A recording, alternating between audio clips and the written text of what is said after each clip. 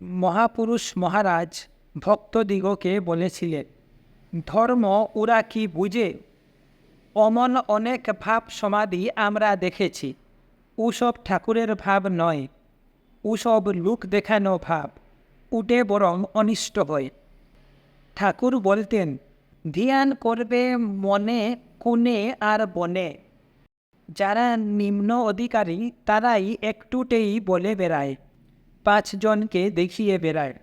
ওই রকম সব বাহ্যিক অভিব্যক্তি কেন দেখায়? উতে এই বেশ বোঝা যায় যে নিজের ভাবে এখনও দৃঢ় হয়নি, পাকা হয়নি। ছটফট করলে কি হয়? সাধন ভজনে ডুব মারতে হয়, নিজের ভেতর ভাব জমাতে হয়। অন্যের ভাব ভক্তি দেখে সাময়িক কটকটা উচ্ছ্বাস ও ব্যাকুলতা আসে, কিন্তু সকলকেই অনেক খাটতে হয়েছে, ধৈর্য ধরে অনেক ভজন সাধন করতে হয়েছে, তবে তো ভগবানের কৃপা পেয়েছে। আন্তরিক হলে তিনি কৃপা করবেনই। তার রাজ্যে অবিচার নাই, তিনি সমদর্শী, যে চায় সেই তাকে পায়।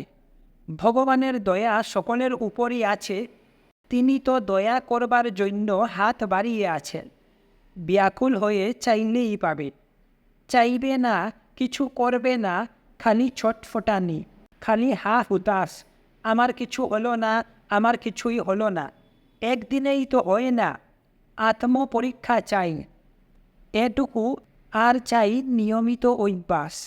সাধন ভজন থাকলে আর ভাবনা নাই, শান্তি অবশ্যই পাবে।